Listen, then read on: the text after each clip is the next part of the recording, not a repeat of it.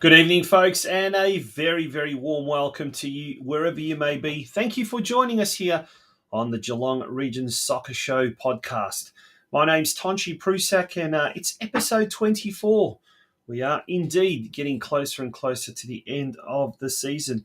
And tonight we talk about the end of the season for the State League competitions, and that's going to be coming on in our news desk section of tonight's show. But we've also got two great guests, two presidents of two clubs that are, well, celebrating in their own particular way. First of all, we'll be speaking to Martin BRANDWYK, who's the president of the Geelong Rangers Football Club. The senior men's team survived a relegation threat on the weekend and will remain in State League 2 next season. They'll be joined by Corio, who were relegated, unfortunately, from State League 1. Big shout out to everyone out, Hume Reserve, chin up, head up, and, the off-season is the time to really start planning for next season and to really try and get back up to State 1 as soon as possible.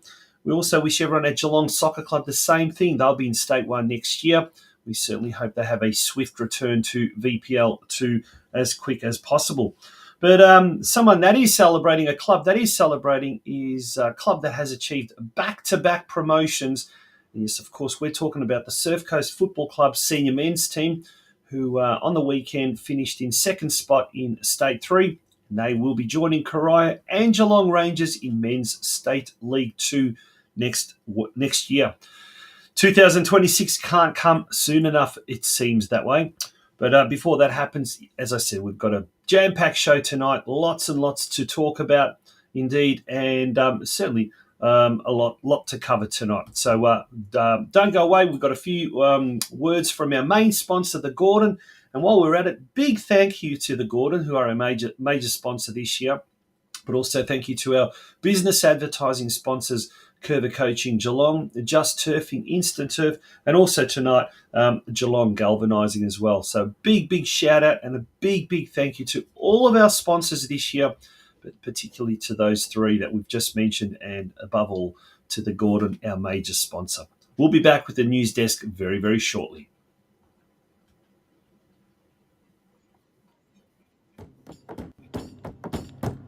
Your future is in your hands. There is a whole world waiting for you, and your choices determine how you will impact it. At the Gordon, we recognise this. That's why we champion hands-on learning. Get your hands dirty. Grab what's in front of you. Learn by doing. Turn your passion, your ideas, and mould them into your creations. You'll be supported the entire way. You'll grow your skills in small classes, guided by teachers who are industry experts. You'll learn in state-of-the-art facilities or out in a real-world workplace setting. Your hands-on experience will increase your understanding and put you ahead of your university peers. You'll graduate work-ready, and you'll graduate sooner, with a huge range of qualifications to choose from and support services to enable your success. Now is the time to continue your learning journey. At the Gordon, your future is in your hands.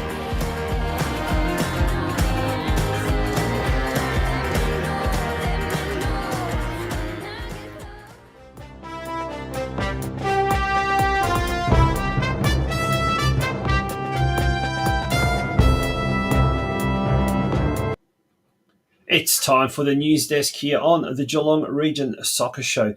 Let's turn our attention first of all to the Women's State League 1 competition. It was the final day of the season for the North Geelong Warriors, who unfortunately concluded the season with a loss to second place Ballarat City, a 2-0 loss at home on the final day of the Women's State League 1 competition.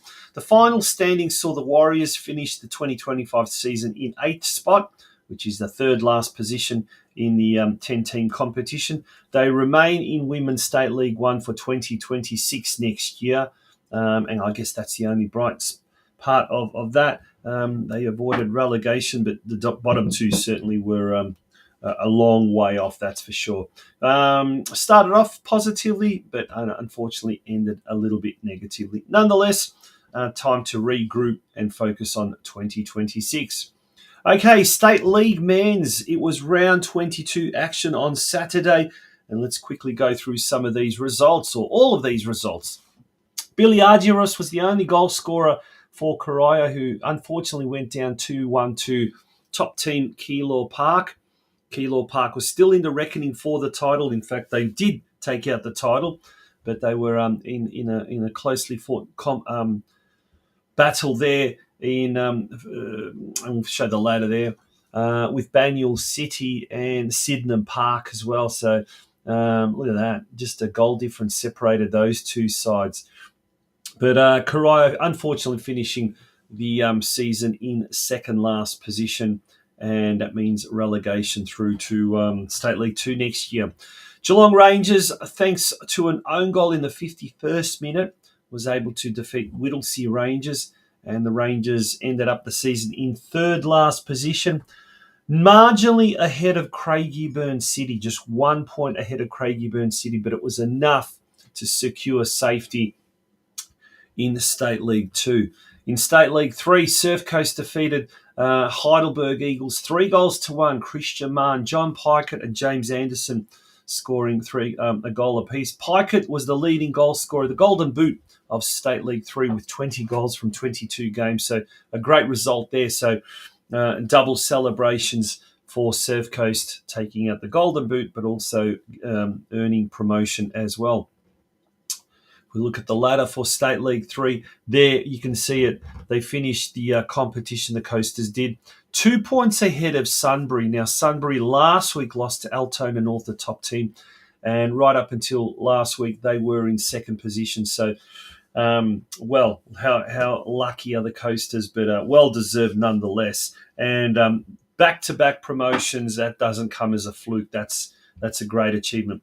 Now, we'll be speaking a little bit later on to the two presidents from Rangers and Surf Coast consecutively. We'll be speaking, respectively, sorry, that's the word I'm looking for. Yes, Martin Brandwyk from Geelong Rangers and Brett King from Surf Coast. Having a look at some of the other results. In State League 4, Deakin Ducks drew with Keilor Wolves. Marcus Lindeberg and Sam Wyeth scoring for the Ducks. Huge win for Lara United to round out the season against Barwon, who is relegated to the lower leagues. So for Lara United, Tristan McGrath scored a hat-trick, Liam Goodger scored 2, Kai Fletcher scored 1, Jackson Lane scored the only goal for Barwon. For Point Cook, it was a case, Point Cook defeated Bell Park 4-1. Bell Park's season was pretty much over. There was nothing really to play for, and they ended up finishing the season, I think, in third position. Newport Storm defeated Ocean Grove 1-0. Newport Storm was the undisputed champions of State League 5. They move up to State League 4. Now, this is the composition of the or the final standings, I should say, in the men's State League competition. State League 1 saw Corio finishing 11th position. They're relegated to State 2 in 2026. Geelong Rangers in 13th position. They're lucky they stay in State League 2 2026. Sorry, that should be they're in 11th position. Or 12th. Is that 12th? 12th position, sorry, rather, not 13th or 14th. In State League 3, Surf Coast finished in second. They're promoted to State League 2 in 2026.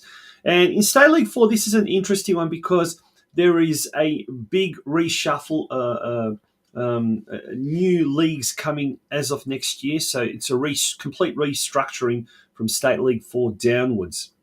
So we've got Bell Park finishing in third. They stay in State 4. Lara United 8th. Deakin Ducks 10th.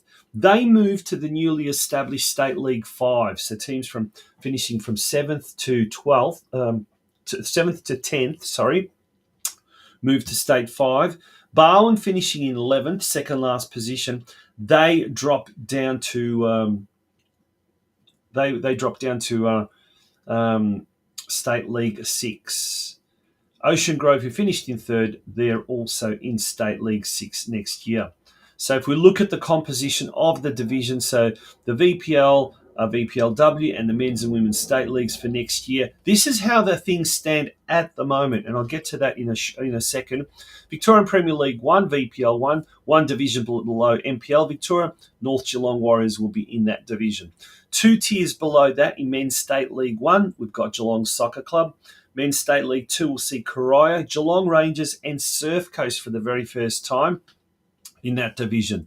Men's State League 4 sees Bell Park, and this is where it gets interesting because from State League 4 all the way down to State League 7, the North and the West divisions are combined. So in 2026, Bell Park will be in State 4.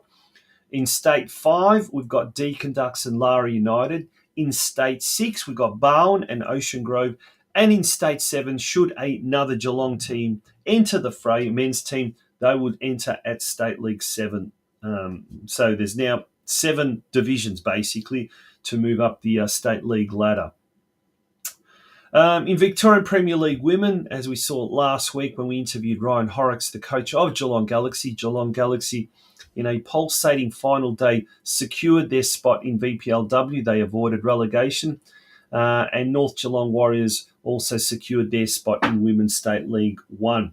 At the moment, we're not sure if there's going to be any other Geelong teams entering the state leagues, either in the men's or the women's, but no doubt we'll find that out shortly over the coming months, I suppose.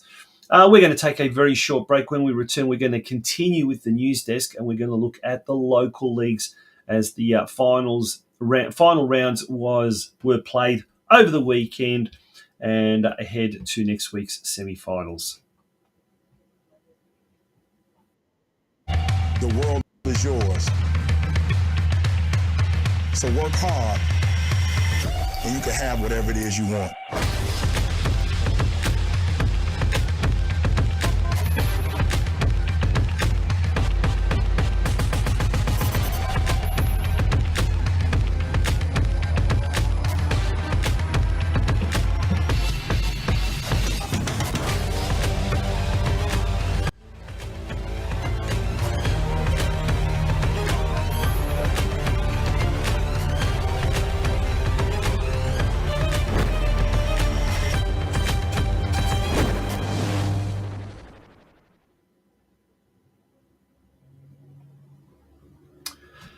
Okay, back to the news desk, part 2. And before we do look at the local league scene, on the weekend, Lara United, farewelled two of their retiring players in fine style. 6-1 win over Barwon, of course, in the local derby.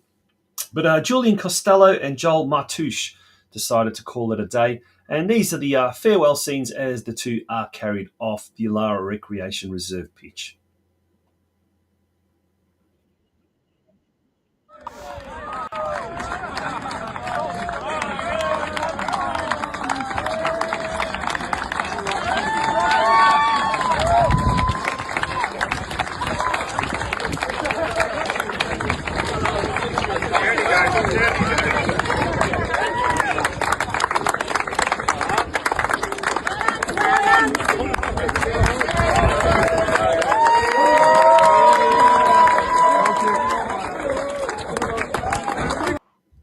And I'm pretty sure that's not the end of the road for either Joel or Julian. I'm sure we'll probably be seeing them playing, maybe even in the local leagues. And speaking of the local leagues, let's turn our attention now to the final round of the local men's Division 1 competition and the women's Division 1. Firstly, to the men's, FC Leopold on Friday night took on Armstrong United. and the region's two youngest clubs, if you like, fought out a very high-scoring affair. 6-4 was the end result in favour of Armstrong United. Also on Friday night, Bell Park inflicted Colac's 14th defeat this season with a 5-1 win at the Bell Park Sports Club. On Sunday, Bowen defeated Deakin Ducks 5-2. Surf Coast defeated Golden Plains 2-0 at Banyawari Reserve. In the Women's Division 1 competition, Lara United and Surf Coast fought out a 2-2 draw at the Lara Recreation Reserve. This was on Saturday. All the games, in fact, were on Saturday. Drysdale came up against Ocean Grove at the Drysdale Sporting Precinct, and it was a narrow 1-0 win to the Ocean Grove side.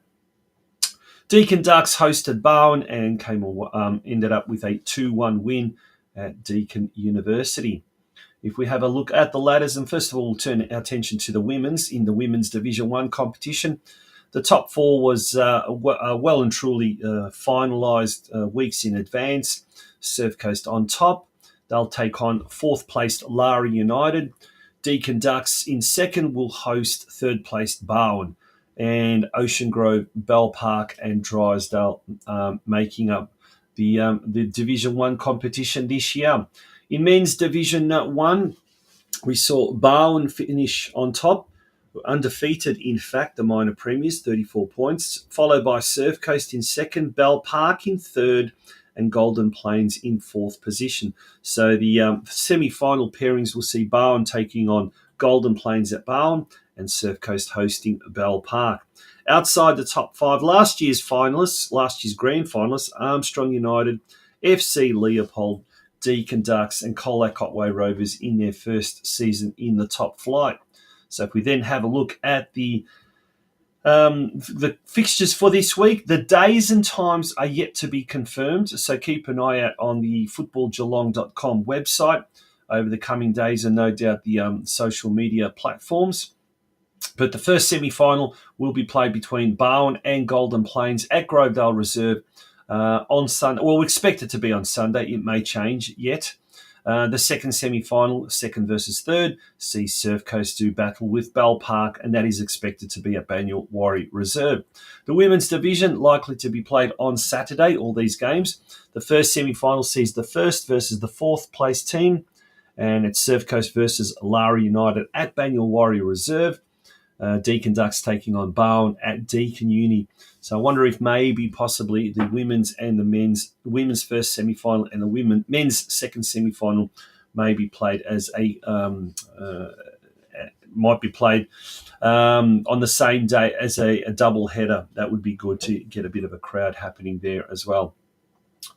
That pretty much finishes it for the news desk. We're going to take a short break, and when we return, we'll be speaking to the first of our guests, Martin Brandwyk, the president of the Geelong Rangers Football Club. Just Turfing Instant Turf is a local, family-owned and operated company which guarantees top-quality products and service.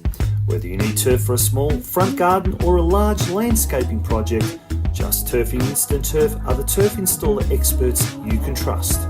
They supply and install for most major landscapers in Melbourne and Geelong, with a wide range of premium instant turf and a full suite of turf care products. Chloe and the team at Just Turfing are sure to have all your turf needs covered.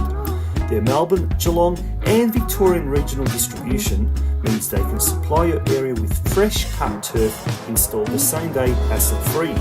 Turf options that are available include Eureka Kikuyu, Santa Ana, Tiff Tuff, Sir Walter Buffalo and Sir Grange.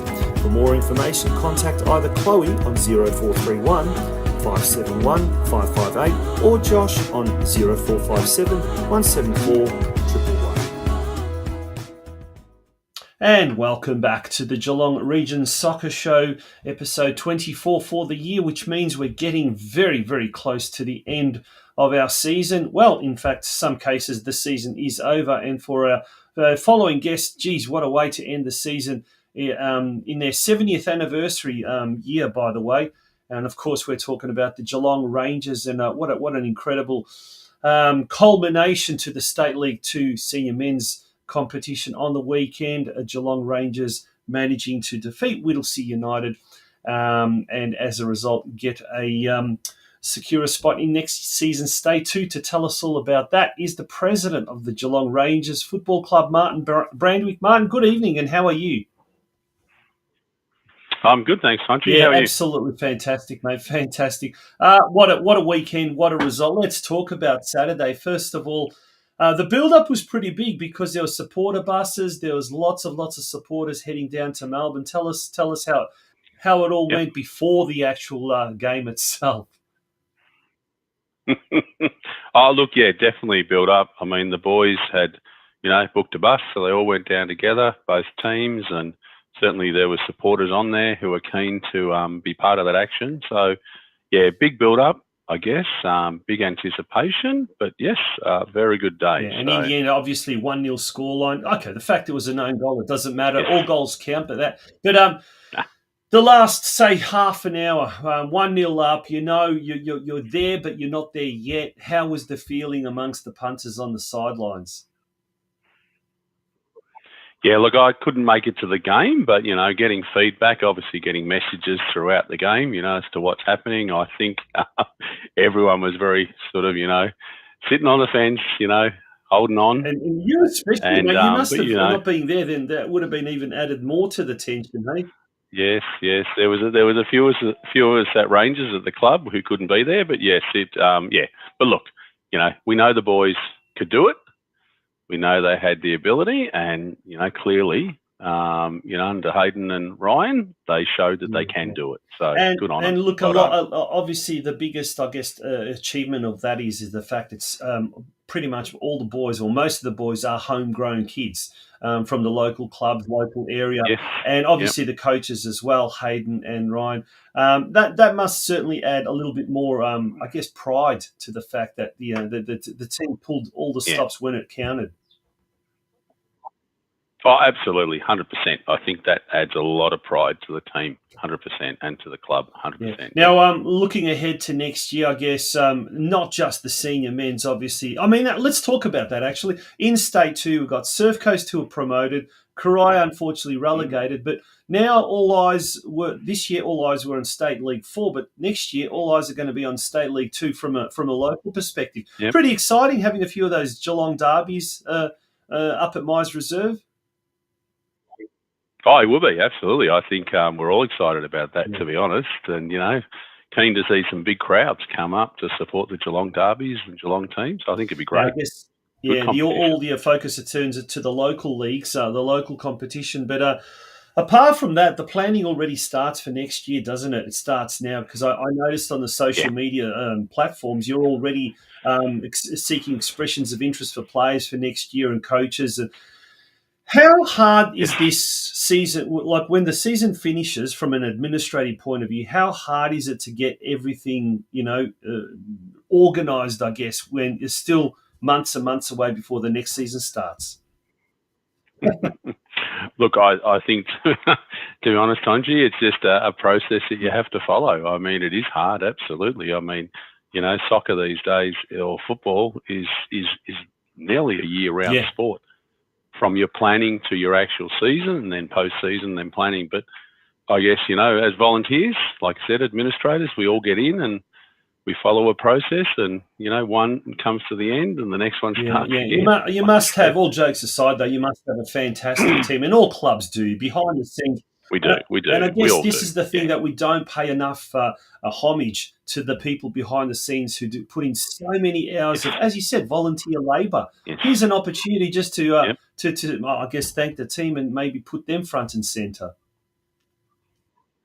Oh, look, absolutely. And, I couldn't thank the committee more than enough, our current committee, on all the work that they've done this year and all of the work they still do. And that's every committee every year, like all of us together. We all work hard.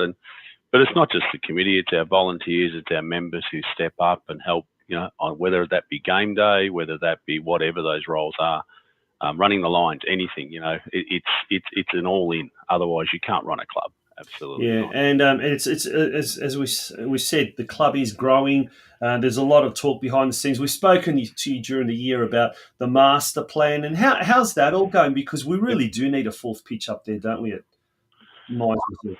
Oh, absolutely. We need a fourth pitch. Yes, we do need a fourth pitch. And, if anyone's listening who has any authority, absolutely, we need some action on that master plan. Yes, we've had some conversations and we need to have some more conversations with, relevant bodies. But yes, we certainly need, I think, we need a fourth pitch. And many other clubs need space too, as we know. Planning starts for next season now. Big need for Geelong. Yeah, absolutely. No, the planning starts for next season already now. But as far as this year is concerned, we still don't want the year to end just yet because it's a 70th anniversary celebration at Rangers. What's on the cards? What's apart from obviously the presentations and post-season presentations? Anything else coming up? Look, not from a 70th, I guess. We've had a number of events this year. A couple of weeks ago or a week or so ago, we had our charity round, which is a fantastic day, supporting the Challenge Foundation as part of our 70th celebration. How'd that all go? Obviously, we've got good. Yeah, we had a huge crowd. Lots of people came up to watch the game. Lots of people contributed to Challenge as the charity that we supported, which is fantastic. And, we'll be making a good donation to them this week, which is fantastic to see that our members, being part of that. So, but I think, the rest of the year, it's just really presentations, isn't it? Shutting out the year, celebrating the successes and, all our teams, our mini-roos, our juniors, our seniors, boys, girls, men, women, whatever. Absolutely, just celebrating the year. Now, I guess on a sad note, though, we've also, I guess we've had to celebrate passing of someone who was very big to the club and celebrating his life. Bill Walmsley passed away recently. Tell us a bit more about him. He did, absolutely, just recently, which is obviously, sad news. None of us want to hear that, but, we often saw Bill up there on game day, sitting there watching the game, and he'd always come up to the bar to get his Guinness, and he'd go sit by the window. And it's a pity, it's sad, but certainly we honour and respect him, and our condolences go to his family. Absolutely. Yeah, he's there we go. His son's a life member, Dave, and his wife Maureen, obviously. Yes, passing all our condolences to the Walmsley family. Long-term members, absolutely. Yeah, mate. Thank you so much for your support of the Geelong Region Soccer Show throughout the year. No problem. And it's been a fantastic year for the Rangers. On and off the field as well, and we certainly wish you all the best and look forward to hearing what happens with the Rangers in the off season. Yep, absolutely. Thank you. Appreciate it. Martin BRANDWYK, the president of the Geelong Rangers Football Club. It's a big year, and gosh, on the weekend it was certainly a big celebration. And and that's the beauty of promotion and relegation in this country. And we need it at the top level, I think. But if ever there was a good advertisement for promotion and relegation, certainly happened over the weekend with the state leagues, that's for sure. Okay, we're going to take a short break, and when we return, it's time for our second guest of the evening. We'll be speaking to the president of Surf Coast Football Club, Brett King, just after this break. Geelong Galvanizing is a locally owned and operated company that is a leading provider of protective steel applications, including hot dip galvanizing, steel fabrication, painting, duplex coatings, and transport logistics. With a commitment to quality and efficiency, we deliver durable, high-performance solutions tailored to the needs of our clients across various industries. Our key capabilities include blast and paint, galvanizing, fabrication, accreditations and inspection services, transport and logistics. We offer end-to-end services from fabrication right through to delivery. For more information about what we can offer you, contact us on 5275 7555, visit our website at www.geelonggal.com.au, or pop in and see us at our factory at 360 Bacchus Marsh Road, Corio.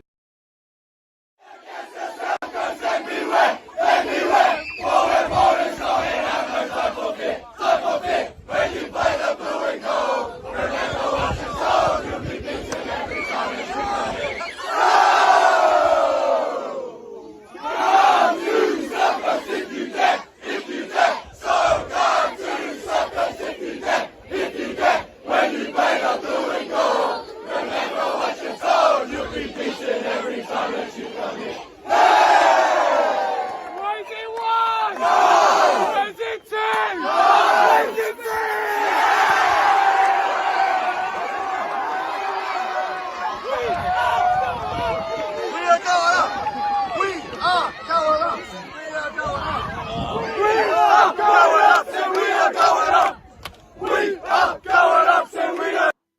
Yes, indeed. Surf Coast are going up to Men's State League 2 next year, the highest they've ever been in their 24-year history. And there were scenes of pandemonium, jubilation and celebration at Banyulwarri Reserve, and rightly so. And to tell us all about it is the president of the Surf Coast Football Club, Brett King. Brett, good evening, and thank you for joining us on the Geelong Region Soccer Show. How are you? Tonchi, very well, thank you, and very happy to be joining you on such an exciting topic. So thanks for having me, and thanks for acknowledging our club. Well, first of all, like I said, congratulations. Awesome achievement it was. But there was a real air of anticipation. I dare say a bit of nervousness as well leading up to the game. The destiny was firmly in the boys' hands and they grasped it well, 3-1 win in the end. But leading up there must have been a fair bit of, like I said, nervousness, but a lot of excitement as well.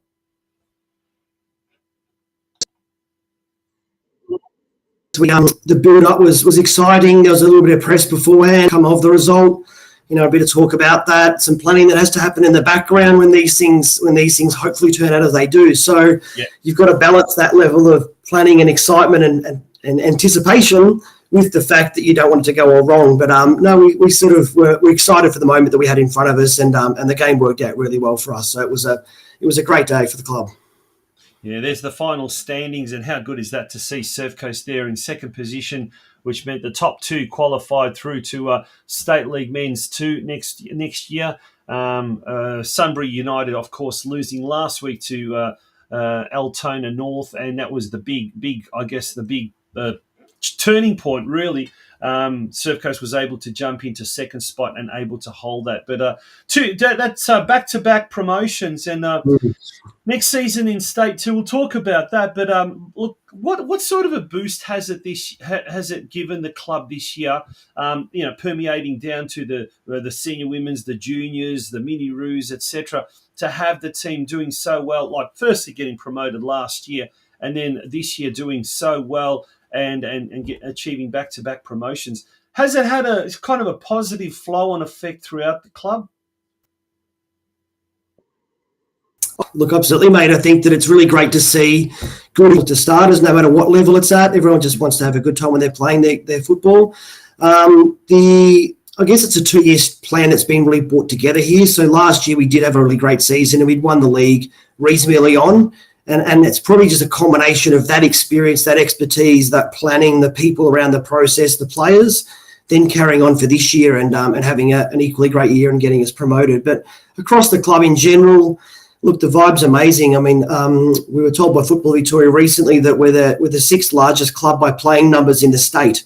Wow. And for a town like Torquay and a club like Surf Coast to have that level of player participation registration is amazing.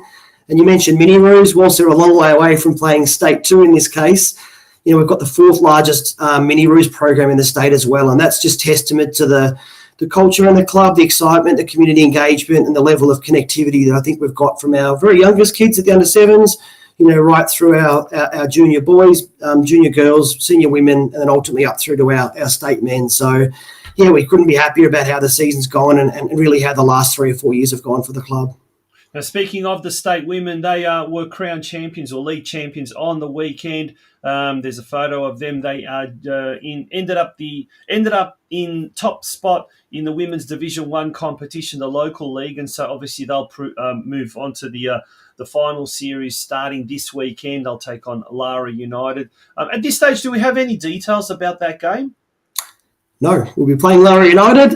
We don't know where and when, so I haven't heard anything even across any of the final series. But no formal announcement from our perspective as of earlier today with regards to hosts and information and timing on that. We, interesting enough, played Lara just this weekend. It was actually at Lara's ground, so that was a good competitive game, and we didn't find out we won the women's league until the other results had come in a little bit. So that was a nervous time for us. We played an amazing game. I was lucky enough to watch that game and how that worked, and it was a really great game that we put a draw from and then needed results to go our way. And it's really testament to the strength of the women's game. I think that over the years there's always been a couple of strong teams, but this year we've certainly seen 4 or 5 strong teams in the women's, and that was evidence through the close nature of a lot of the games through the season, and we're really happy to come out on top at the end of the league season. Yeah, and that's something to certainly look forward to as well. Any of the other local teams get through to the finals? Any of the men's or the girls or boys teams? Yes. Lots. I think there's 13 junior teams 13 teams in total that are through. I probably won't be able to count them all offhand, but I'm pretty sure our state men's 1, state men's 3 are through to the final. Our senior women obviously through the final. Our two or three of our under 13 girls are through to the finals. Boys, we've got at least 3 of the 5 junior under 13 boys are through. Yep. Amazingly, we've got all 3 of our under 15 boys teams in the finals. Wow. And our 17 boys won the league undefeated and obviously finished top, and they're through the finals as well. So I think that's all of them, but there's certainly great representation by across the wider board, and we're really excited for what's to come for us.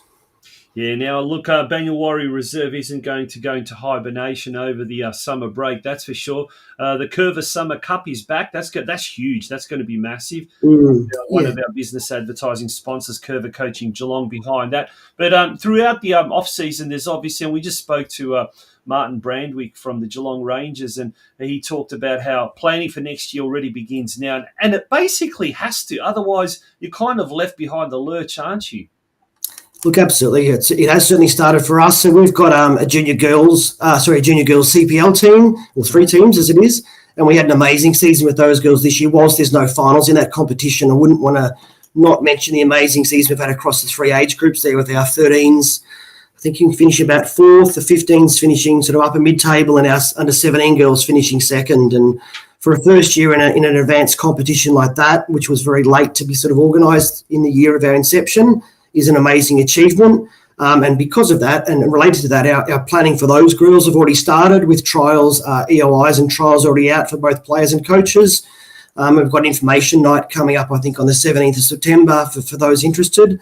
And we're also evaluating what we're doing with our junior boys program for next year as well, in line with what Martin would have been speaking about with Rangers before. Yeah, that's right. Yeah, and look, I guess it's still too early to talk about the senior women's, but there was talk last year and this year as well, the possibility of going to state league. But you I think early in the year you mentioned you wanted to do that properly. You didn't want to rush into things, which is absolutely fantastic. Has there been any talk or movement? Is that a possibility? It's certainly on our plan, Tonchi. We haven't finalised that. We haven't had a committee meeting to finalise whether that's a definite focus for us or not. The challenge we have with any push into levels like that is I guess just having those really young kids coming out of the under 17 comp. Obviously, we've got an under 17 CPL girls comp as it is in this case. Obviously, we're talking girls going seniors, state level. The problem you get is that life balance when it comes to 17-year-old girls and 17-year-old boys. They're often going into year 11 and year 12 at school. They've got work to focus on. They've got university maybe to undertake and plan for, and those things make it hard to give the time to go and do things like state league properly. And so that's our consideration at the moment. We're still focused 100% on CPL competition and having the 13, 15, 17 next year being an amazingly strong comp for us. We'll definitely have 2, if not even 3 women's teams next year, given the planning that we've got. So we've had 2 women's teams this year, and I think very much more likely than not there'll be 3. Whether that involves a state women's team is yet to be seen, but we want to take the feedback from our players on that. Mm-hmm. But as I said, the feedback initially is we need to consider that balance about who's available to ensure that we can do these things properly. And so it's certainly part of our pathway, but we'll articulate that over the next 4 to 6 weeks. Exciting times ahead, but your thoughts on the CPL program, because that was the first time that Surf Coast took part in it this year, and overall the quality and the standard. How did you find it for the girls? Yes, so first time for us taking place. It was a bit of a hiccup start, I guess, just as I briefly alluded to before. We didn't find out we had a CPL license until very late November last year, even very early December last year. So that sort of left us chasing our tail a little bit, made us probably nervous. Mm-hmm. To then have the results that I briefly sort of articulated before of the season is amazing for us. It shows the strength we've got in our local environment. And to be honest, referencing back to what you said before with regard to Curva Cup, our partnership with Curva as part of our Mini Roos program and our Juniors program really helped give us the quality that getting through to these CPL girls in this case, to ensure that we had the skills and capability to really do justice to the competition. The competition did go through some change at the start of this year. So it went from a one league or a one division competition to be 2 leagues. So we had the southeast and the northwest. Yep. Adding probably that many new teams probably did thin out the quality a little bit. I guess some of our games and a few of the games were probably a little bit more open than you might like to hope so with some of the results that occurred through those. But, amazing testament to all the teams involved. They stayed true and they pushed through to the end of the season, and they'll be better for the learning of that competition. So, yeah, we really enjoyed it. The outcome was amazing. Our parents were so thankful for the process that we went through and the experience their girls got. And as I said, the planning's already deep underway for next year because the excitement's so high. So that's been an amazing positive for our club. Well, it certainly seems like an exciting year ahead for Surf Coast Football Club, but also indeed for Geelong football. And I think, as I said to Martin, this year all eyes were on State League 4 with no less than 4 Geelong teams. But next year, State League 2, Men's State League 2 will have 3 Geelong teams. So a couple of big derbies, local derbies against Corio and Geelong Rangers, expecting some good crowds and certainly some great on-field action and rivalry and what you're not. But, mate, thank you so much for joining us on the Geelong Region Soccer Show. Continue the great work that Surf Coast is doing. And to everyone there at Banyule Warri Reserve, congratulations on what has been a fantastic year. Thank you, Todd. Appreciate the support, and I've really loved what we've done this year and the last year. We're really seeing the growth of football in the Geelong region's amazing, and that keeps us focused and keeps a lot of our volunteers, pushing towards being, a great community club that really wants to see the growth of our sport. And we think there's a really clear path of how we're achieving that, and across all the other clubs in the region. So thanks for your time and all the work you do. And good luck to everyone in the finals, and enjoy your off season as much as you can before it all kicks off again next year. Absolutely. Good on you on that note, Brett. Thank you so much for joining us. Brett King, the president of Surf Coast Football Club. Absolutely. Well, this season's just finished in some cases and still going as far as the local leagues are concerned. But already we're eagerly awaiting the start of next season, 2026. Can't wait for that. We're going to take a short break, and when we return, it's going to be time to start winding up tonight's episode of the Geelong Region Soccer Show.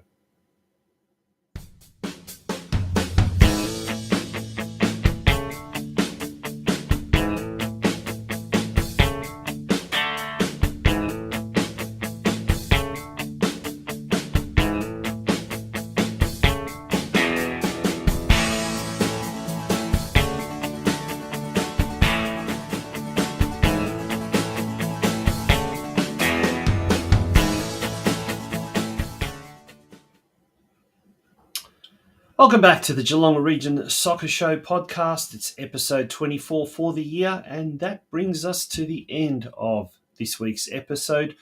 Join us next week on Monday night at 8 p.m. for our special local leagues grand final preview edition of the show, and it is also our 25th episode and also our last episode of the year. So until then, there's still a little bit of football left in 2025. Get out and enjoy the local league semi-final on this weekend. Good night. Bye-bye.